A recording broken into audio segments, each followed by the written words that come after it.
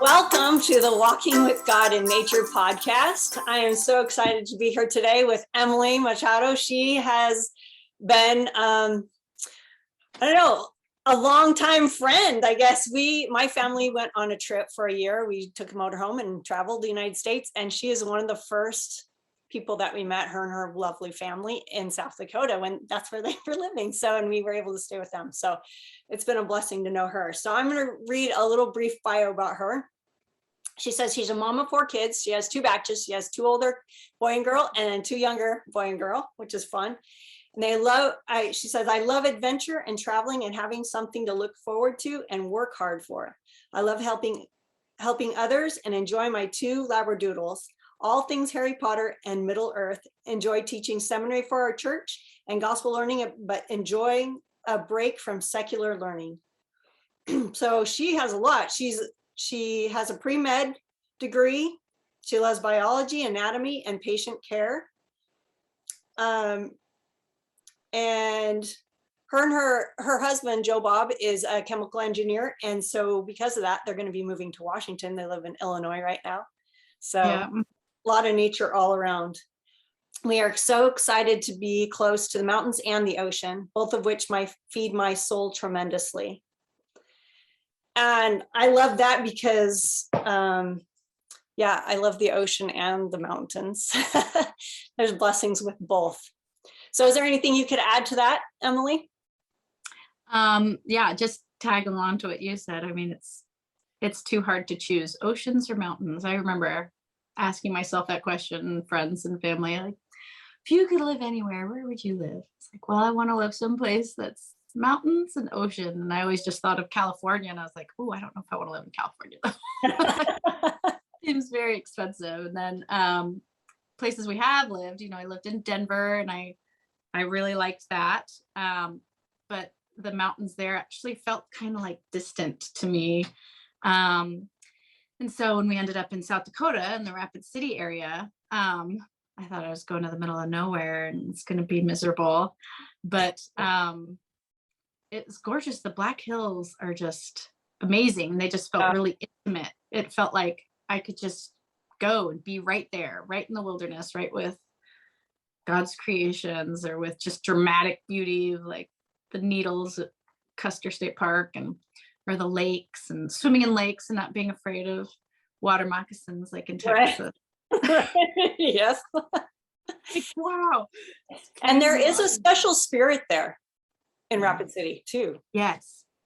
I feel a lot too because of the American Indian population there. Yes. Like if you go up to Crazy Horse National Monument and just the things you learn. And I finished my degree there at School of Mines, and I took some classes on Native American studies, and just the rich history there is just fascinating, with the reservations all around and culture and the people. It's just, and I think a lot of the spiritual strength you feel is from that history there too. Yeah, because I feel like their culture really recognized God, in the Black Hills and things like that. Sacred land. What an amazing opportunity to study them, like their culture, and be right there. Yeah. I feel like I had some really good professors, and they weren't just like painting a picture of like, oh yes, we treated them historically fine, and this is just how it was, and it was important for assimilation. It was just like got down in the nitty gritty of like, well, actually this hospital used to be an orphanage and kids were forced to go there, and just different parts of things. But then also just the history was from all over, kind of learned about it, Native Americans from the East Coast and then to the Black Hills. And it was neat. Yeah, my sister-in-law actually married her husband is half Native American from the tribe there, and so he's got a lot of interesting take on things. It's pretty cool. That's awesome. Yeah, you guys have traveled a lot, so you've experienced a lot of different cultures of types of areas and people, huh? Yeah. Yeah. Um, yeah. So it's funny. So my husband, Joe Bob, and he's going to love that we're calling him Joe Bob. Um, when he just applied for this new job, they were like, so is that your real name? Everybody asks, so is that your real name? And then my youngest, Joey, he's Joe Bob the fourth now. So we've got Oh yeah.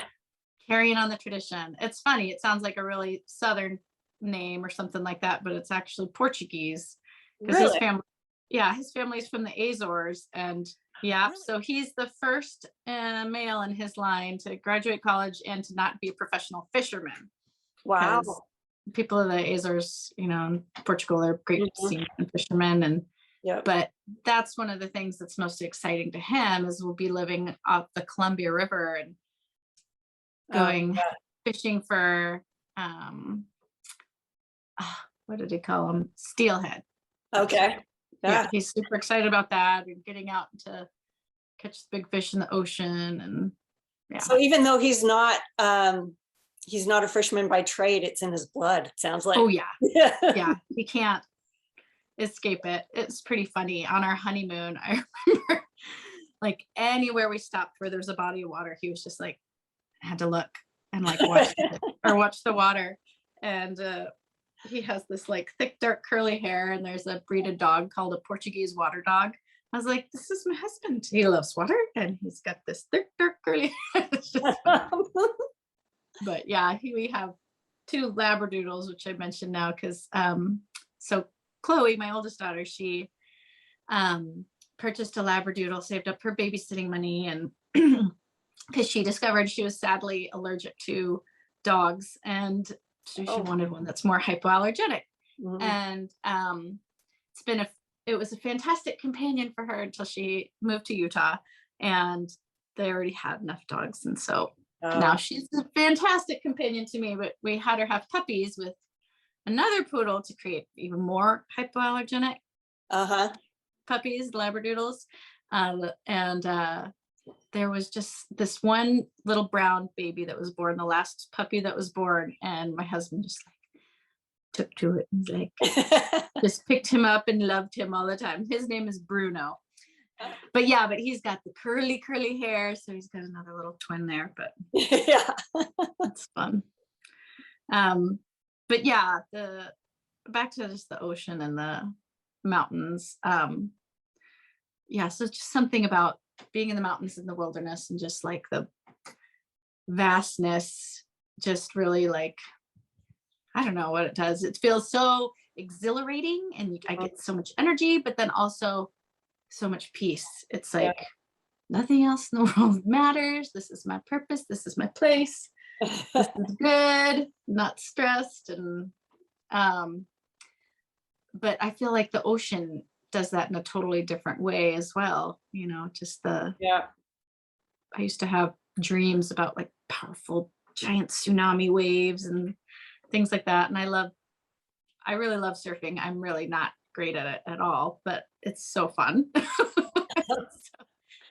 It's just a really neat feeling, like when you get on the board and then you catch the wave, and it's just that you feel that connection with the power of the wave. Yeah.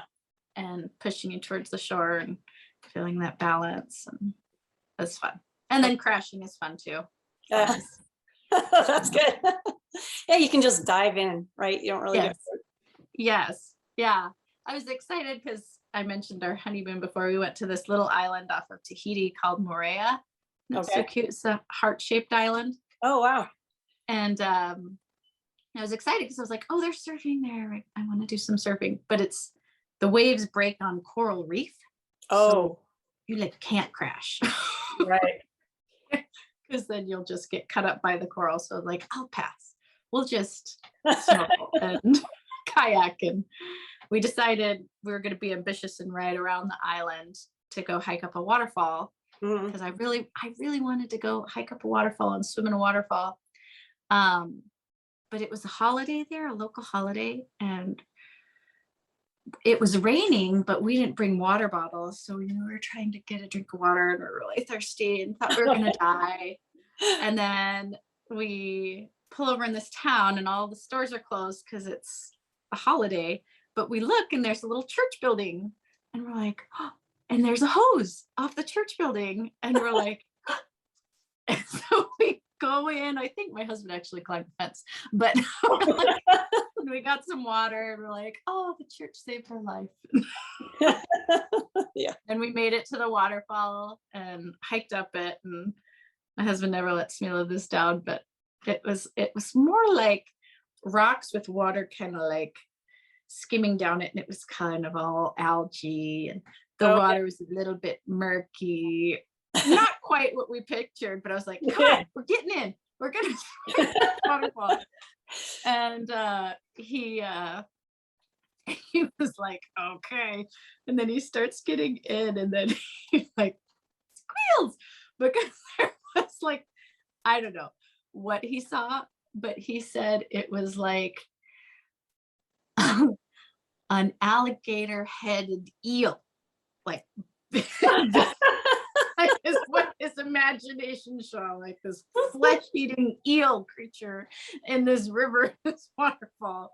And so he was like, I'm not swimming in that. I just still had to go in to at least touch the waterfall and have that experience, but it was pretty funny.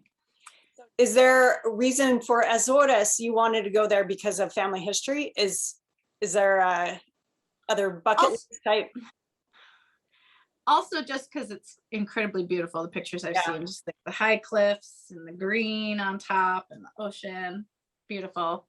I'd say some other bucket list places I really would love to travel is Banff in Canada. Okay. It's up in the mountains, like the Canadian Rockies. Yeah, just beautiful, steep mountains. And there's a film festival they do every year, the Banff Film Festival, and they come out with a bunch of short films, and they're all adventure films. Oh, okay. All different categories. You know, some might be rock climbing. Another was this family that decided to canoe across the US, like up, you know, from I through all the little rivers and lakes and all the way to the East Coast to the ocean. Wow. And just a bunch of cool stories. Very varied, but also very inspiring. And then, so that's based out of Banff, and that'd be beautiful to see. Also on my bucket list, I'd love to go to New Zealand, because like you read in my bio, I love all things Middle Earth.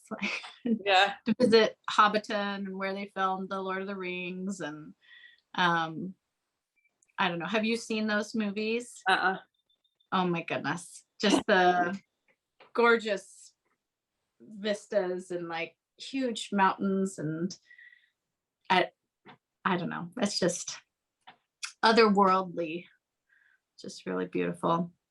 Thailand, I want to go to Thailand. My husband served his mission there, so I'd have a born-in translator, right? We're planning to go, hoping to go, because they're opening the temple there. The first temple in Thailand should be opening in Bangkok next year.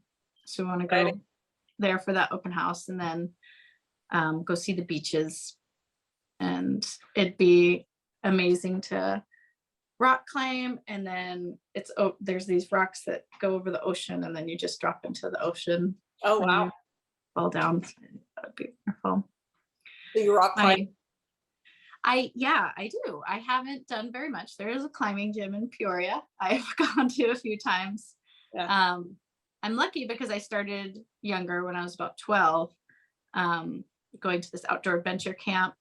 I think I was watching TV at home in Texas, and there was advertisements for Outward Bound, and I was like, I want to do that. And I think I was 11, and my mom was like, yes, let's send you off to camp. Good, go. Way too much energy. And I was already climbing everything, like the chimney and stuff like that. So I started going to this camp and learned to rock climb and mountain bike. And when I was 12, I'd go there every summer in Colorado, kind of in the mountains in between Colorado Springs and Breckenridge. Okay. up there. And it was just such an amazing part of my life. It's just look on it very fondly with a lot of nostalgia, because just, so many adventures, and you learn so much about yourself. And then Yeah. I eventually got to a point where I got to teach people too. So there was a program you be on the work crew. So you do all the dishes and Oh yeah. build trails and lots of hard work. And then you do that for a few years, and then you can learn to intern. So they'll pay you like a teeny bit of money, but you do all like the grunt work, but then get to go on these trips and help with these things. And, Okay. learning. Is this as you were a teen? Yeah. Okay. Yeah. So from 12 years old until 20. Yeah. And then so the last trip, so I eventually got to be trained in guiding rock climbing and leading and setting up anchors and things like that, and did some amazing rock climbing in Wyoming and beautiful places. And I've got to go back and show that to my family some, and backpacking in the Wind River Range in Wyoming. And it was actually at this camp in OWA, like sometimes they would let out the base camp to other camps that wanted to come. So like Christian youth camps would come and use the facilities and camp in the area and go off and do little adventures kind of on their own thing. And I went up to one of their campfires one time, and I didn't grow up very religious. I went to an Episcopal church when I was younger, but more just, wild, I guess. I grew up pretty wild. But when I was about 18 or so, maybe 17, I was talking with someone from a Christian church camp, and they were really trying to express to me, like, they were sharing their testimony with me of Jesus being their savior. And they're really trying to express to me, like, haven't you ever done anything so hard, that you just can't do it on your own, and you need help? Well, that's what the savior is there for. And I just remember kind of being so baffled. I was like, well, then I just try harder. And I was kind of like rude and arrogant, like, it's just, you just got to do better. And that's kind of how I felt for a while. But then I remember one summer later on, I'm a really social person. I get a lot of energy from friends and people. And so I got to really try to make sure I spend some alone time. But I was spending some alone time up on the side of the mountain on a boulder, just kind of sitting there, just in the middle of the Colorado mountains, like the clouds were moving by and the trees were swaying in the wind, pine trees and the smell, and then the birds and all of it. And I just kind of started thinking about it. And I had been in like a high school philosophy class, and, thinking about all different ideas of God, or no God.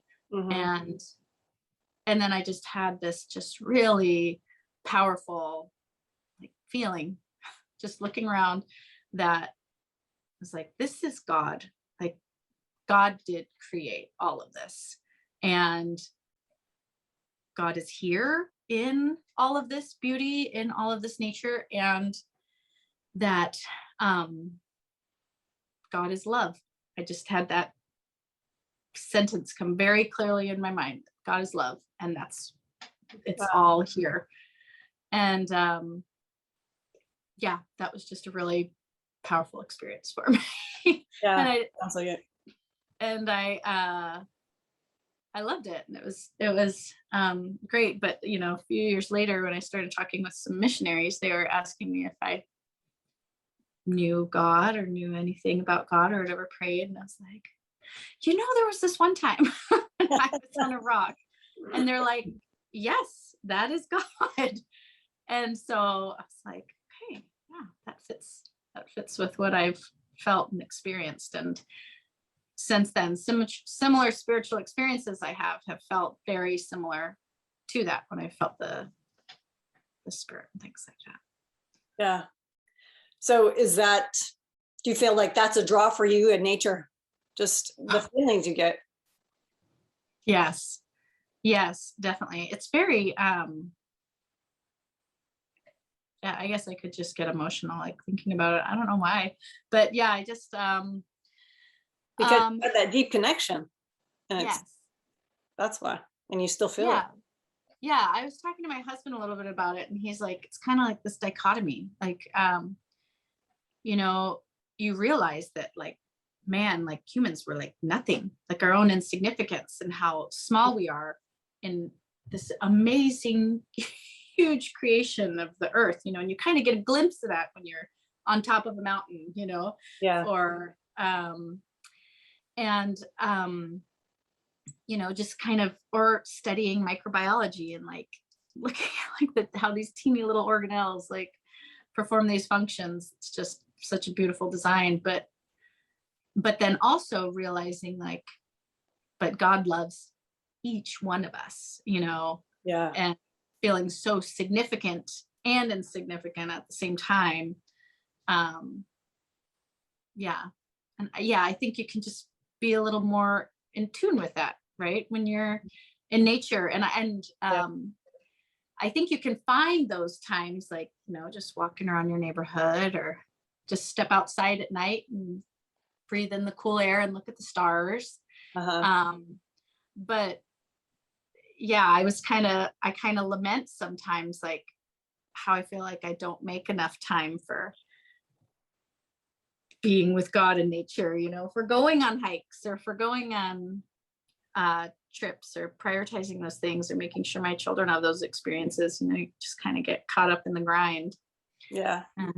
And yeah, I was kind of lamenting that, thinking about it, but Seems like you do a pretty good job. okay. See her as this post, and you're always seems like you're doing a lot of fun things outside.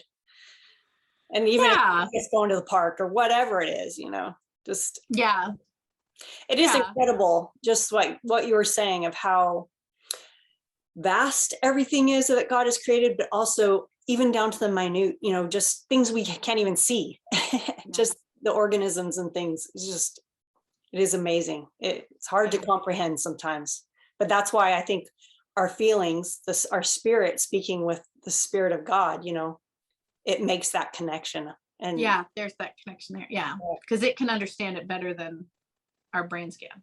Yeah. Right? And just like you said, it helps us have that one-on-one connection. Mm-hmm. And even though there's so many other things out there, yeah, it's personal. Yeah. So yeah, I love putting that. those words for me. Yeah. And just, yeah, what you said kind of reminded me about, so my mom, I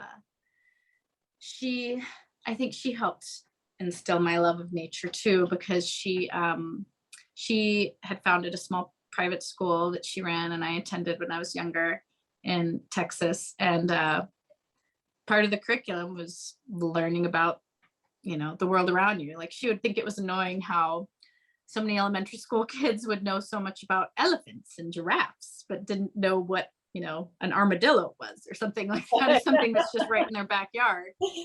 Texas speed bumps, right? Just roadkill. It's all there. But so we'd do these nature walks. And we'd identify the trees and the bugs and the critters and catch crayfish and learn the difference between dragonfly and a damselfly, or just nature walks. And so I that just kind of became a part of me. Like I've been interested in like, oh, I wonder what kind of tree that is. The first time I went to San Diego, that's where my husband grew up. We visited there. I'd never been to the West Coast, and I was just like driving from the airport to the house. I was like, what kind of trees are these? On another planet. His stepmom was like, thought I was peculiar because I kept asking about the trees, like eucalyptus trees. I'm just like, wow, these are amazing. Or like at Balboa Park, if you've ever been there, some of those trees are just like crazy. They could be part of Middle Earth. Yeah. That's awesome. So do you have any tips for the listeners of how they can get outside and enjoy nature? I was kind of thinking about that and I was like, oh, need some tips for myself too. Um, but I think just, yeah, taking those small, simple moments where, trying to get outside every day if you can, even Yeah. for just 30 minutes. It really stood out to me. I read a cute book called Be Happy, and it was, this author got his doctorate on studying happiness and what makes people happy. And there were Oh, quite a few things on there that are really very doable. But one of them was happy people are outside for 30 minutes. No, it doesn't just count walking from your car to work, but just like right. take a walk around the block, or just, pick up sticks in your yard or do something like that. And I feel like, it really makes a difference. And Yeah. just being outside and connecting there and finding those times, or just going outside at night and looking at the stars. I had an opportunity to take an astronomy class in college, and that was just phenomenal to just kind of understand about, the world spins, and the tilt of the earth and how that affects things in the night sky and how it moves and how you can, with the seasons. And then when I got to go to Bolivia, that was kind of my final trip, as when I was working at that camp. When I was 20, I got to go climb up a 20,000-foot peak, and then we hiked down all the way down into the jungle too. So we kind of got to experience all in between. We got to go see Lake Titicaca, but around Lake Titicaca, there you hike up into the hills, and there are some of the oldest calendars, like even older than the ancient Mayan calendars, and predicting the solstice and things like that. And there are these holes that they drilled through these rocks to shine at just the right spot to make these shadows to predict, the seasons and calendars. And it was it was just fascinating there.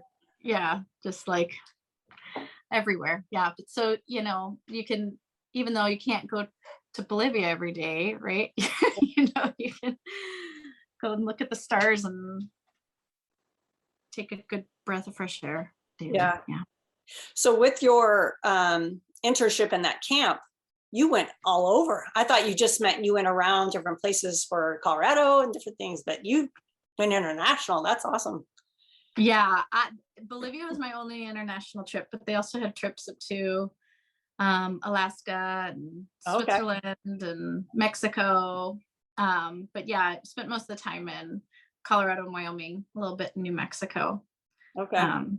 Yeah, it was wonderful. I'm really happy because there's this amazing camp that Sage has gotten to go to and have some really great experiences. Like the first year he went and found out he had to disconnect from his cell phone for a week. He was about ready to just jump out of the car. I feel like that's such an important part about it too, is like disconnecting, Yes. spending a little bit of time alone. Just at girls camp last year, their theme was, just spending time being alone with God and nature to hear his voice, and yeah, that's just really powerful. But he came back and he was like, yeah, actually, I didn't care about not having my phone at all. And it was the most amazing experience I've ever had. So That's awesome. And like you were saying earlier, take those 30 minutes to go outside, and it's not just walking the car, but I think included in that is, and not being on your phone, like disconnect from electronics and things and go out and enjoy nature. Like you said, pick up sticks or whatever it is, but take a walk. So. Yeah. I really, I don't really like running. It hurts, but I do it. I like people say you're supposed to, is that? Because I eventually like it, like afterwards, I feel better. And I like running races with some friends in my family or doing triathlons sometimes, but like Wow. So I, that's I because you're doing major running. It's just not. it's not, it's too much, too long. But starting to train for a half marathon, I've always kind of been more of like a sprinter personality, like do it quick and then like catch a breather, you know, soccer, things like that. But doing long distance, it's such a mental discipline for me. Yeah. And so I tend to like to be tuned into my headphones to things that will totally distract me from what I'm actually doing. Right. But the other night, I knew I needed to get a run in. And all this has changed, by the way. I'm really just cleaning my house these days because of moving. But back when I was trying to run, I knew I needed to get a run in, but it was nighttime and it was pretty chilly. It was like 37 degrees or something like that. But I went ahead and went out and ran in the night for 6 miles, like a really long run. But it ended up being just such an amazing experience, just running at night and feeling the wind and the air and like owls. And yeah, it was just, yeah, it was good. I think one of the lessons I've learned from just my time in nature, time with God, is that, you know, the tired ends. Like you could be pushing yourself through something hard or doing something hard and just getting really tired, but that feeling that ends and you get rejuvenated again. And so just keeping that in mind and yeah, just pushing on and knowing that the tired will end and that you'll see the beauty and yeah, be rejuvenated again. Yeah. And consistency. I think consistency plays a role in a lot of things in our life. Just like the daily go out in nature or consistently run, you know, right? You'll get more in tune with your body and how you're supposed to, the energy will come. So. Yeah. I think that's something I've really had to learn because I do feel like a pretty adventurous or spontaneous person. Like I really rebelled against calendars and, you know, setting up a meal plan or things like that because I was like, oh, that's trapping me in. You know? I need like freedom. I need to just, but like, I think you can have consistency and still have like freedom because the benefits of like, you know, planning, preparing or organizing or like making sure you do something every day is it kind of frees you in a way. You know, you make the commitment and then you don't have to re-decide it. It's you're doing that. And so that's already taken care of. You know, you're doing that and you don't have to waste your decision on that again. So yeah, very good. Yeah, definitely. And then also it like frees up the rest of the day, you know. It's like, hey, I did this good thing and I feel that sense of accomplishment or I did what I wanted to do or and I feel better for it and knew I would. And so the rest of the day, you know, sky's the limit, right? That's right. And go out on those adventures now. Yeah. Well, thank you, Emily, so much for joining me on the podcast. And this was fun. Yeah, it's been great catching up with you. Do you have any last things you wanted to share? I think, you know, you can really love and respect and revere nature. You can really appreciate its beauty, but I think there's also part of it you really need to respect because it can be no joke sometimes. Like, you know, to be prepared, like don't be on a mountain in a thunderstorm, you know. That's no joke. Or water safety or being able to identify poison ivy. That was something it took me a while to learn, but I just became highly allergic to it. Now, like, you know the right seasons and how to like avoid those plants and wash it off really well with certain things. But yeah, that's a good tip, to be aware, be prepared. Yes, know what you're getting into, be prepared, and don't litter. Bluebell's learned that. I'm happy my 5-year-old knows not to litter.